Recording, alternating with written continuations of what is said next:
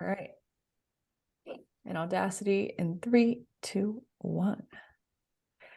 All right. Welcome back to the Barbell Lifestyle Podcast. And joining us today, we have a very, very special guest, Gay Hendricks, the author of The Big Leap, and someone that you have probably honestly heard a lot about here on the Barbell Lifestyle Podcast the past couple of weeks, months from me and the upper limit theorem. So we're going to be actually interviewing the author, the creator of this, and just going deeper into what it is and how you can apply all the amazing benefits of it to your life the same way that I have for my own. So welcome, Gay. We're super excited to have you. And yeah, just introduce yourself for our audience.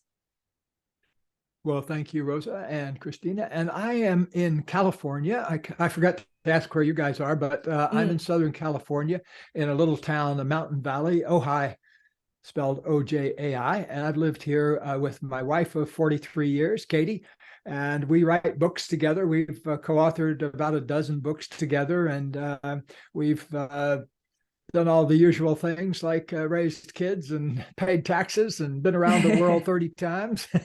We were lucky in a way. We got together in 1980, and both of us were both psychologists already. And we kind of, in addition to falling in love with each other, we took on the project of helping people have better relationships. And so we worked a lot on that in the 1980s, and eventually we wrote a book called Conscious Loving, and Oprah loved it and invited us on her show around, I think it was 1991 or two, something like that, about 30 years ago. And anyway, it was a big bestseller, and we ended up doing for, gosh, I don't know, 2 million frequent flyer miles going around the world doing relationship seminars in the 1990s.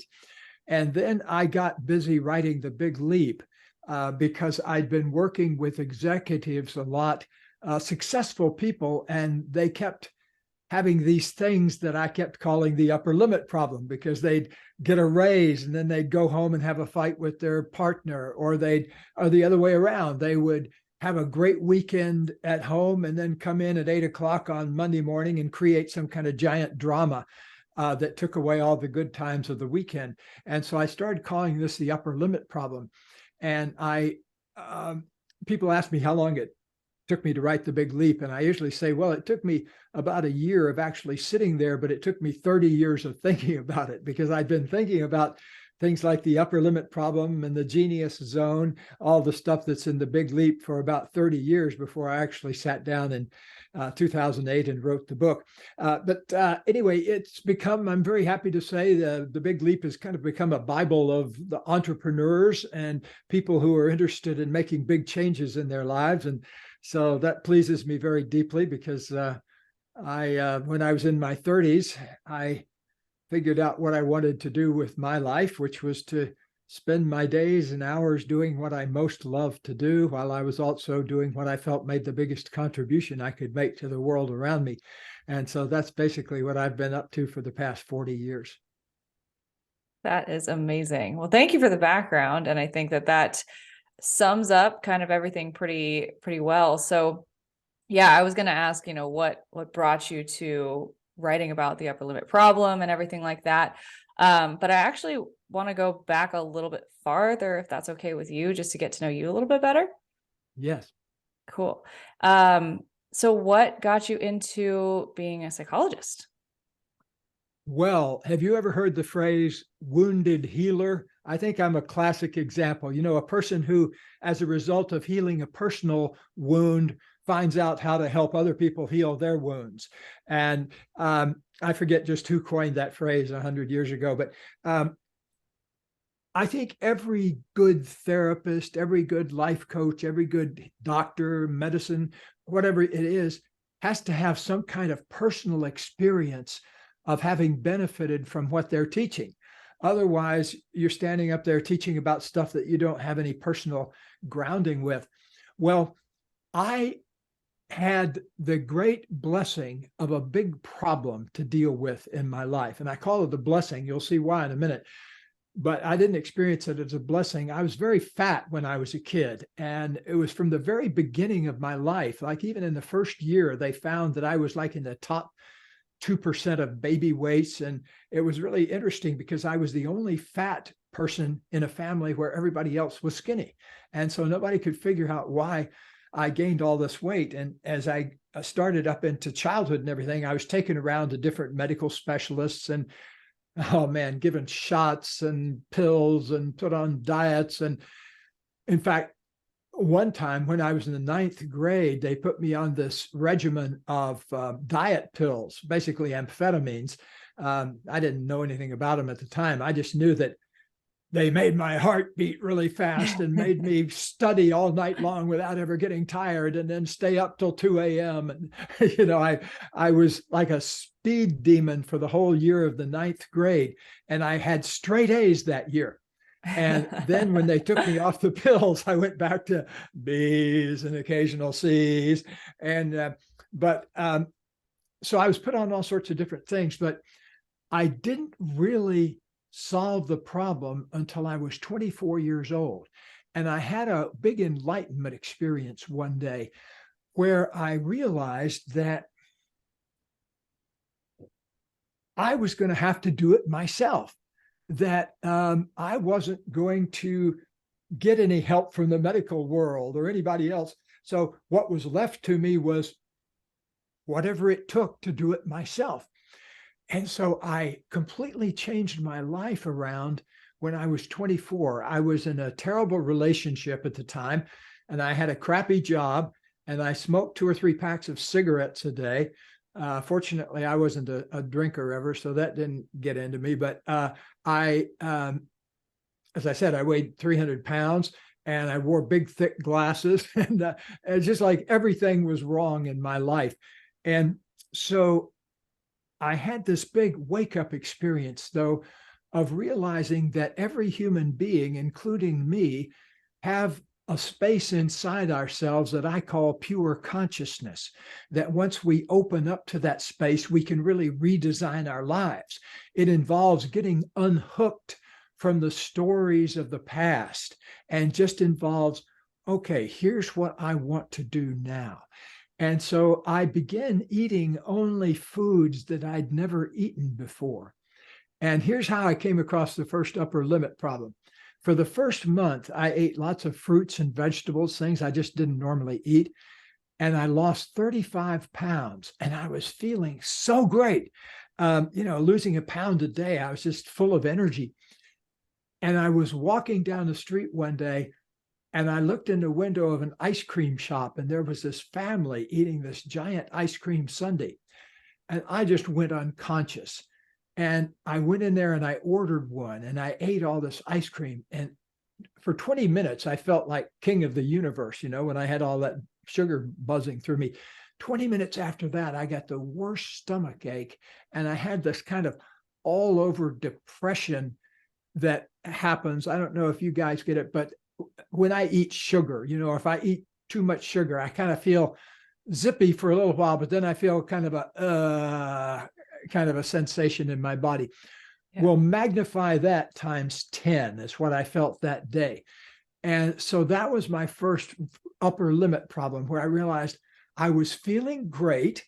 Then I went unconscious and did something, and it made me feel terrible.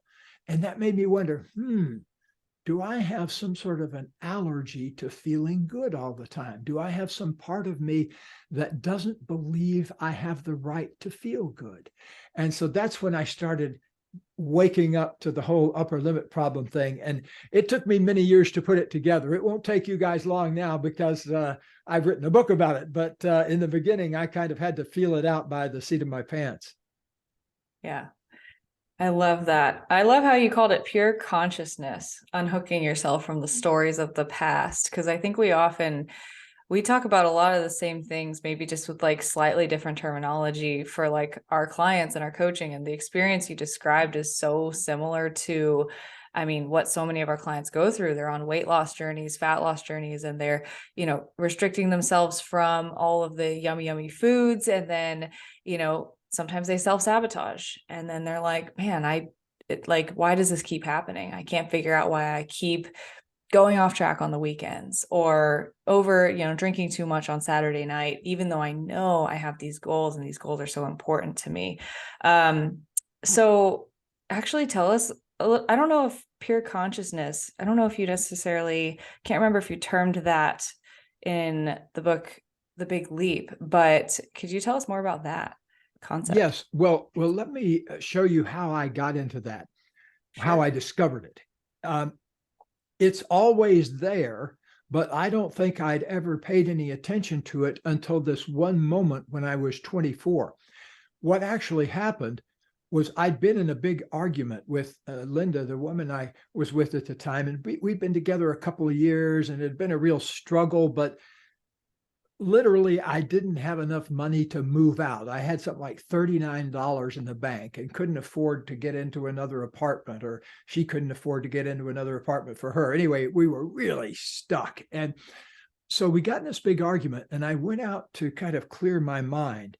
And it was a really cold day in New Hampshire, and it had just snowed the day before. And I stepped on a place where there was snow over some ice that was on the road. And I don't know if you've ever lived in an icy place, but my feet shot out from under me and I went, whoa, down on my back. I whacked my head. I didn't knock myself out, but it jolted me out of my normal way of seeing myself for about 2 minutes. And I had this most amazing thing happen during that 2 minutes. It was like I could see with a microscope down through these levels of myself. I could see how I had this big wall of fat that was there that I used to protect me from all the feelings that were underneath it, things I was angry about, things I was sad about, things I was scared about. And I hadn't ever touched into those because I think it was like when I started to feel bad, I would just overeat. And then that would, of course, have its own consequences. Then I'd be worried about the bellyache and that kind of thing. So it was a huge revelation to me that, oh, I overeat to make my feelings disappear. And so I looked down at those feelings and I could feel my way through them. And then what I felt down at the center of everything, though, beyond all our emotions, beyond all our thoughts, there's this shimmering, like a vast ocean of pure consciousness.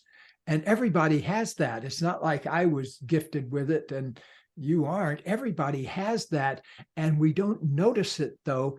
And we don't choose to favor it in our lives because we get so caught up in the stories about, whether we deserve love or whether we deserve the good things of life. Or, sometimes in life, you get into a negative belief like, I don't deserve to have the good things of life, or I don't deserve to have the light shine on me. The light can only shine on other people. My job is here to support them. But, all of us have the capacity to open up and find out what's truly best for us and what's truly our gift to express in the world. And so I saw down through all those levels of myself. And then there was this beautiful open space of pure consciousness. And I can compare it to like the ocean without any fish in it, or the sky without any stars in it. It just is. And you don't have to do anything to earn it. The only thing you have to do is somehow see and accept and love your way down through the levels of yourself so that you can open up to this space that I'm talking about. And that's a big chore because most of us don't get busy about the process of learning to love ourselves and our shadow sides of ourselves until we're up into our 20s and our 30s and on up into further in life. Generally speaking, I'm speaking as a developmental psychologist now, generally speaking, the 30s are often a time when people first really start waking up to their feelings in a big way, sometimes in their 20s. I happened to get there a little early, I think, because I created this accident for myself where I went whoomp and knocked myself out of myself for 2 minutes. What happened when I started kind of coming back, I realized, oh, wow, that's great. But I'm also lying on the ice shivering. And oh, yeah, I still want a cigarette. And oh, yeah, I've got to walk back a mile to the apartment in the cold and go back into that relationship again. So it was like my personality began to form back around myself as I was beginning to come back out of that experience. But I did something that I highly recommend.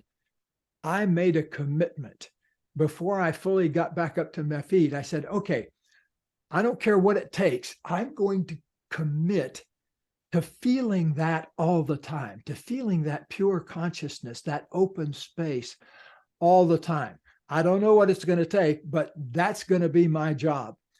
And that's what got me onto this idea of, practically speaking, starting to eat only things that I hadn't eaten before. Because up until then, lunch for me was a cheeseburger, French fries, and a vanilla malt, maybe.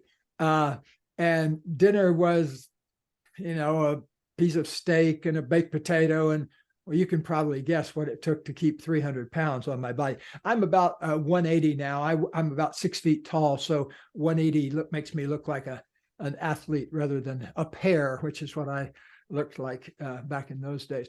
But I got also I decided to do something again that I wasn't familiar with, to get some exercise. And so I decided to run until I couldn't run any longer. And I made it through a quarter of a mile before I was on my knees, panting, thinking I was going to throw up. Now I can go out for a 50-mile bicycle ride and, unless it's a real hot day, not break a sweat. And it started with that kind of half walking, half running a quarter of a mile.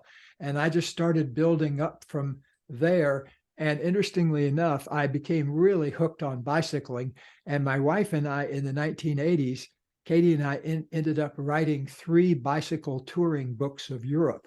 So we ended up putting thousands and thousands of miles on our legs, just 15 years after I had made that big breakthrough in New Hampshire. Now I'm passionately dedicated to all sorts of different exercises. I play golf, usually if the weather's good, 3 times a week. And I'm also every Monday, Wednesday, Friday at 9 o'clock, you will find me religiously down at Lee's one-on-one training with my trainer, Patrick Lee, that I've been working out with now for 12 years or so. And I just do not miss that appointment. I've become so dedicated to it. There's a certain feeling. I mean, I love riding my bicycle and everything, but there's a certain feeling I get from resistance training that I haven't been able to really find in any other type of exercise. It's kind of an advanced stretching for me. It stretches me beyond my normal ability to stretch myself with the resistance added too. And so I've become so totally passionately dedicated to that I just never miss a session. I have so many different directions. I feel like, Marissa, too, that we could take this conversation. But one of the things I really love is, you talked about your journey and everything prior to, your 24 years. It's almost like you had everything working against you. And you very much could have lived the rest of your life having this victim mentality of like, things are just happening to you and this is just the way that I am, and continued on that path. And so one of the things I really love when it comes to the of course, the physical transformation, but the huge mental transformation that you made is it wasn't just, oh, I'm just going to eat right and run. Like there was a huge mindfulness component to your physical transformation, which I think is really important. So if, I'm sure that your suggestions is not someone to go out and find a patch of ice and fall onto their head, but just read The Big Leap. You don't have to fall on the ice. Yeah. So I'm curious. It's like, if you have someone who is in a similar position as you, that 24-year-old, kind of what that patch of ice, what that fall, like what someone trying to come into that same mindset or that same kind of realization, like something needs to change? Yes. Well, I think, the old saying is, the universe will teach us by tickling us with a feather if we're listening. But if we're not listening, it's fine teaching us with a sledgehammer too. Wham! And I've had both. I've had both kinds of lessons. Now I love to get my lessons with the tickle of a feather, and I highly recommend that. So, some of us, though, have to bottom out. I don't know why some of us have to do that, but I seem to have to do that. Most of us don't have to be a cigarette addicted 300-pounder in a terrible relationship to change. It's a matter of just opening up, I think, just whatever it takes to open you up. And if you can just say, okay, I'm willing to listen now. I'm willing to pay attention to the feedback that comes in. That's all we need to do. I have a friend that I play golf with who 20 years ago changed his whole life by 12-step programs. He was a blackout drunk up until then. And he changed his life profoundly. He said, just by one thing. He said, it was the moment I got up there in front of the group and said, my name's John and I'm an alcoholic. He said, up until that day, people had been telling him he had a drinking problem for years and years and years, but he was always saying, I can handle it. I can handle it. And it was that moment of stepping up there and saying, okay, I can't handle it. I'm here because I can't handle it. And I don't know what to do. And so fortunately, he got this great piece of advice. Just get through today without taking a drink. And so he's been able to do that now for 20 years. So in a way, he had to bottom out, but in a way, all he did was have to admit that the way it is the way it is. A moment of radical authenticity is what he did there when he stood up in front of that group. So I think that you don't have to bottom out. You just need to get willing to pay attention, whatever that takes. And I think also one thing that can really help is something that happened to me just a few days after I had that fall. A friend of mine, Dr. Neil Marinello, he wasn't a doctor at the time, but he was a friend of mine who was another therapist at a school I worked at for juvenile delinquents. And I was one of the teachers and dormitory counselors there. Very stressful job having to ride herd on 100 delinquent boys every day. And so Neil had been at Harvard and had a professor that he loved at Harvard named Richard Alpert. And one day Neil called me back in the 19th. This was right after I had this experience on the ice. And he said, I'm going to see my old Harvard professor and see what he's up to, because he's just come back from India and he's changed his name and he's completely taken on a different way of life. And I want to find out about it. And so I went over there with Neil. It was at a beautiful big estate at Webster Lake, New Hampshire. And it turned out to be Ram Dass, who was just back from India. And he had changed his name from Richard Alpert to Ram Dass. And he had his robes on and everything. And I remember going up to him. He gave a talk. And I remember going up to him afterwards and saying, give me some advice. I just had this big shift. What should I do? You're a wise man. You're older than I am. What should I do? And he said, well, in India, you might do some breathing exercises and some yoga postures and things like that to become more friendly with your body. And that sounded so strange to me. And I said, well, where would I learn something like that? Because I didn't know anything about yoga or meditation or anything. I was an English major in college, so I was completely a stranger to all this. And so he said, well, don't worry about that. Something will come to you. And I said, well, okay. And so I was at the store later getting some groceries. And I looked over to my left as I was checking out, and they had a little kiosk of paperback books. And one of them almost seemed to jump out of me. It was called Yoga, Youth, and Reincarnation by Jess Stern. I imagine you can still get it. But anyway, 1968, 69, this was. So I pulled it off the shelf, and it turned out to be an entire book full of yoga postures, breathing practices, a whole chapter on meditation. There was one on chanting, I think. I didn't do that particular chapter, but because you kind of had to do it in a group. But so I just bought this little book. I'll tell you how long ago, you know how much books cost now. This one was 95 cents, a paperback book for 95 cents. So I just took it home and I began to do it about 3 o'clock in the afternoon. My partner was away that weekend, and I just did it one after the other in the book. I did all the yoga postures. I did all the breathing. I did all, by midnight, I was through the book down to the meditation chapter. And so I started doing the meditation practices they taught. And guess what? Boom, within a couple of minutes, I was in that open space again that I'd had when I fell on the ice. That was a big moment for me because I realized, oh, it's there all the time. I just have to make a shift in my mind. And so, wow, that was a huge moment.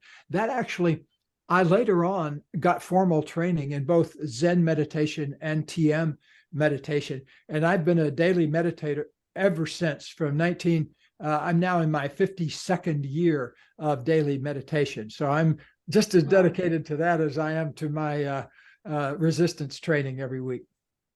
That is amazing. And I think that just speaks to how powerful things like meditation and mindfulness can be.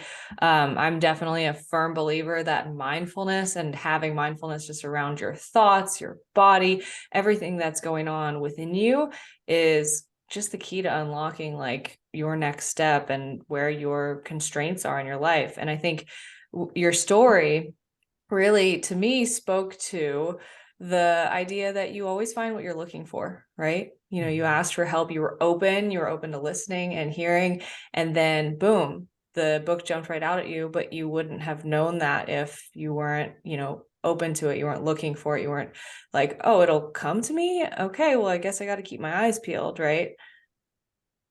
Yes. Well, that state of being open is such a beautiful state of consciousness. One of my favorite quotations. Do you mind a moment? I got to get a book, but I want to read you a quotation that I think you're going to love. Sure. Absolutely.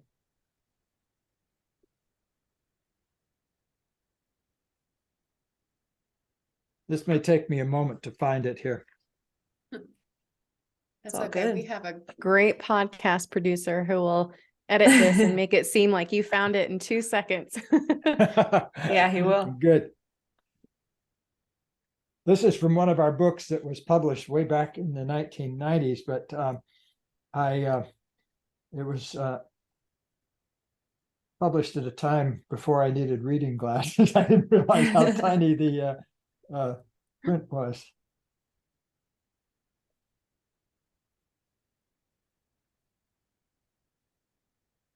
Okay, I'm pretty sure it's coming up here.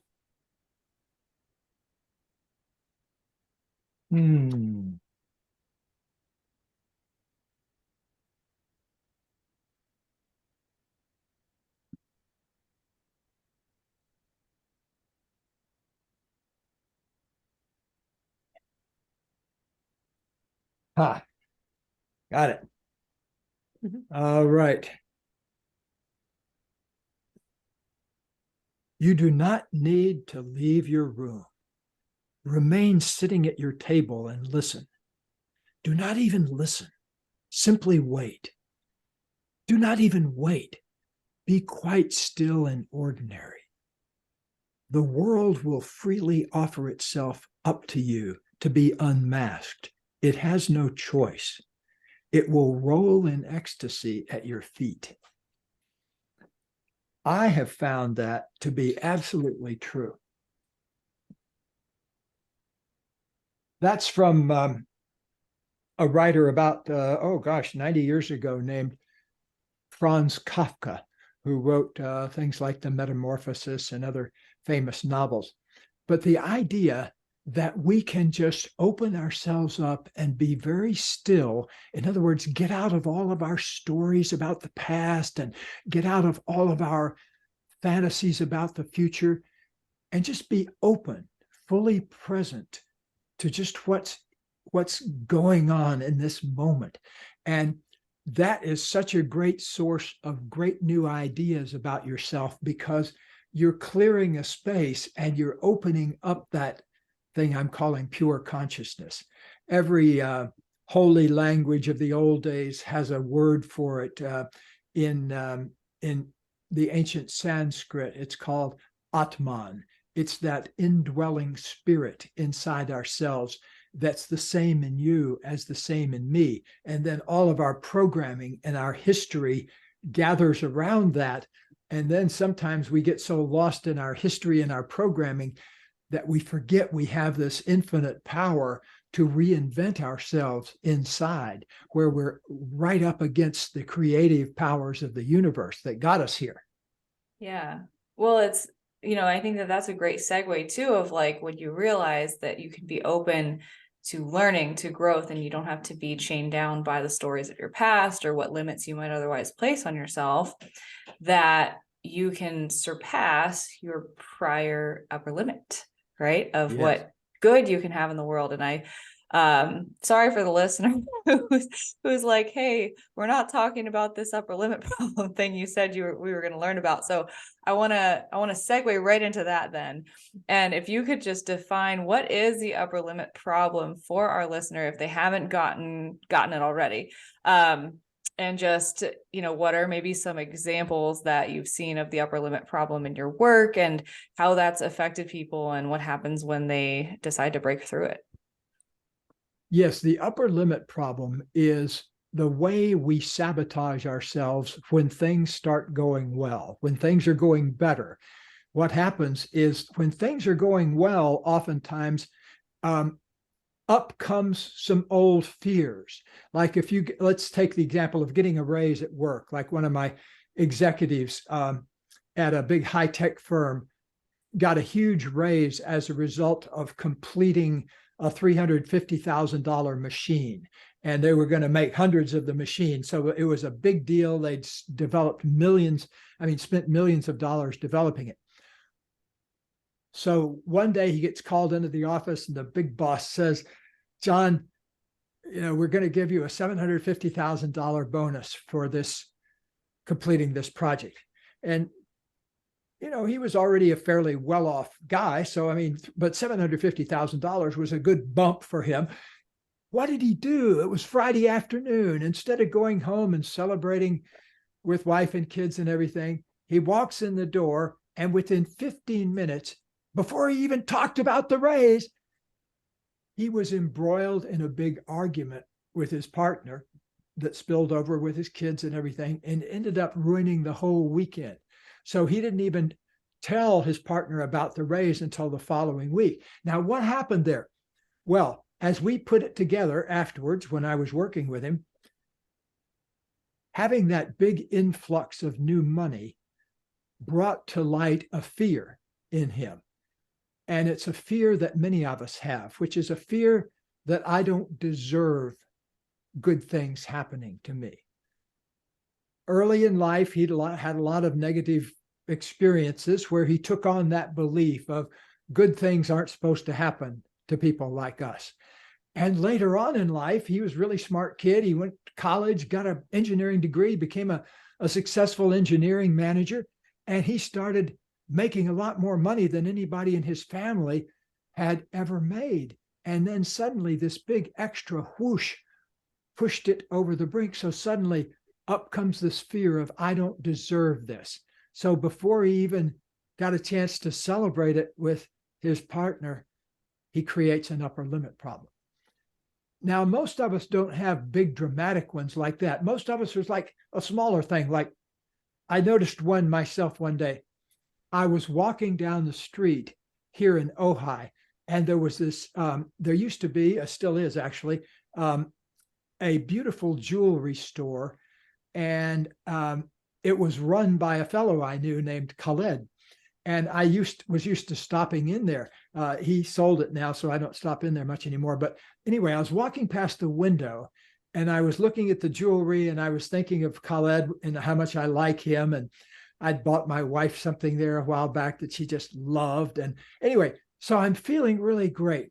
Within about 10 feet, I suddenly went from, oh gosh, I got to go home. I shouldn't be taking so long to dawdle down here. I got to go home because I've got to get that manuscript in by Monday afternoon at 5 o'clock. And, suddenly, boom, I went from delicious feelings to, oh, worry, put on the brakes.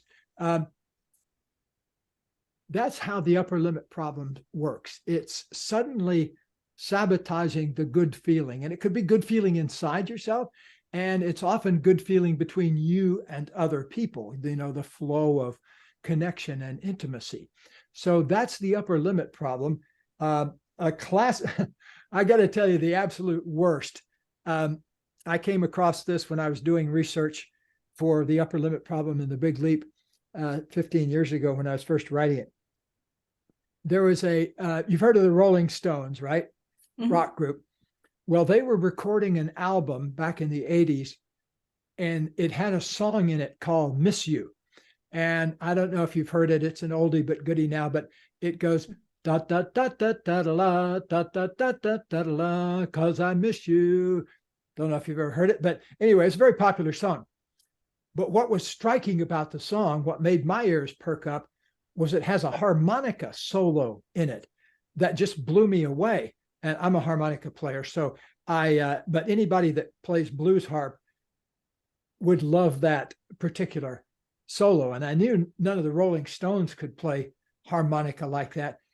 And I found out on the album that it was a harmonica player from Paris named Sugar Blue. And then I discovered the upper limit problem. Sugar Blue was playing down in the subway underneath Paris. They have buskers down there that play instruments and collect money in a hat, that kind of thing. Well, he was playing down there one day when Mick Jagger was in town recording that song in the recording studio in Paris. And so Mick heard this guy playing and hired him to come play on the song, which he did. And it's an incredible piece of harmonica solo. It's like 45 seconds long, but it's just fantastic. Anyway, so Mick Jagger invited him to come to the concert that they were going to do in a big stadium and play with the Rolling Stones, play the song in front of 50,000 people or whatever. Big break, right? Big leap, right? No, what happened was when Sugar Blue was trying to get into the arena that night, he got busted by the security people because he was carrying some weed on him. And he didn't get to go in and play his concert. So that's a terrible version of the upper limit problem. But in one way or the other, it's the thing that happens where up come your beliefs about whether you deserve this or not. And then if you don't, you find some way of sabotaging it. And hopefully Sugar Blue bounced back from that. But that's one of the worst upper limit problems I've ever run across. Yeah, that's a big one. Oh my gosh. And I think it's crazy to see how that happens so subconsciously, right? Like, excuse me, when, he's not even thinking like, I'm gonna put this weed in my bag to get busted. Clearly no, but it's just like, he just didn't think like, let me make sure that I cover every single base, making sure that I can get into the concert, or, that's just the things that we don't think about. But in some way, and this was in alignment with the theme that you were talking about earlier, in some way, we create everything that happens to us in our life, or we play at least a role in everything that happens in our life. Nothing just happens to us, but we have an active hand in that, whether we realize it or not. And sometimes those beliefs are so deep rooted, and so we're so unaware of them that they take hold, and it feels like things are just happening to us and we're just misfortunate. But in reality, they're very much linked together. Would you agree? I would totally agree. Yes. And we have a lot more to do with how our life goes than we ordinarily think. A lot of times people stay locked in that victim position that you mentioned. And from the victim position, life just happens to you. You're kind of bounced around like a ball. It's a great moment in life when you decide to take charge of creating it the way you want it. Yeah, absolutely. You wrote a book, The Joy of Genius, and that was kind of that idea about luck, correct? Yeah, I wrote a book called Conscious Luck too. Conscious luck, yeah. And the sequel, somewhere back over here, there's the sequel to The Big Leap is called The Genius Zone. But yes, conscious luck, in my opinion, if you're going to do one thing, change your opinion about how lucky you are. Start from scratch. Even if you haven't thought of yourself as lucky before, take on a I'm lucky mindset. Why not? What's to lose there? And I've taught people how to do that now for 40 years. Nobody's ever come back and told me, that they regret doing it, because luck, I mean, even if you ask, I've gotten the opportunity to hang around with lots of super successful people, like Michael Dell from Dell Computer, or, Bruce Springsteen or somebody like that that's distinguished in a creative field. And every single one of them, even though they're incredibly good, will say, I'm lucky too. Every one of them will agree that they got lucky at some point. Doesn't matter if you're Warren Buffett or whoever, you've had some luck in your life. It hasn't all been your programming and your own doing. That it's an interaction between your luck and your good work yourself. And so I say one great place to start is just begin to cultivate a good luck attitude in yourself.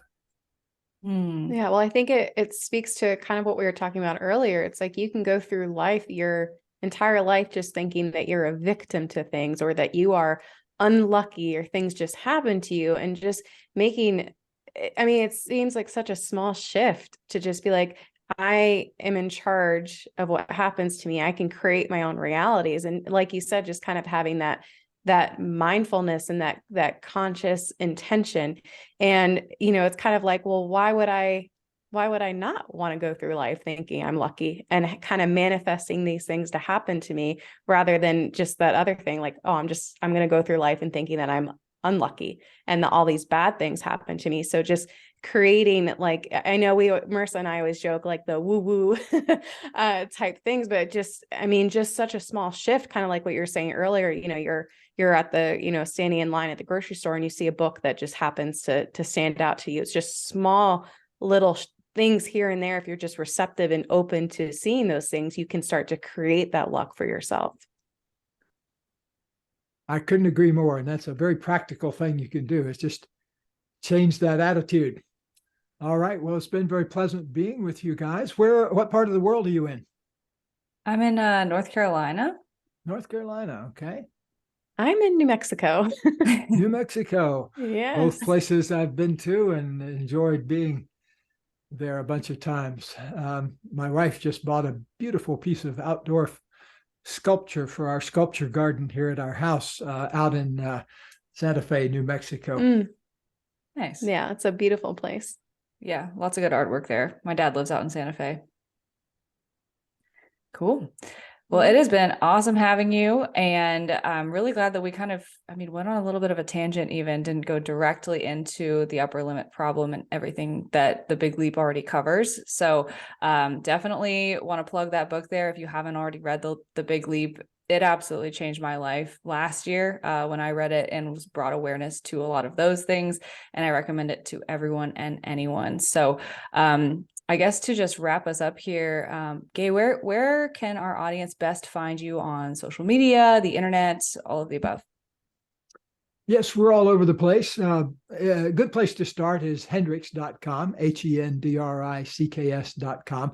And there you can find out where our Facebook pages are, and all our e-courses and different books we offer and that kind of thing. And so hendricks.com. We also have a nonprofit foundation called the Foundation for Conscious Living, where you can also get a lot of great resources on us, free videos of how to do different relationship things. And and then we have Facebook, Instagram, and Twitter, and all of those kinds of things too.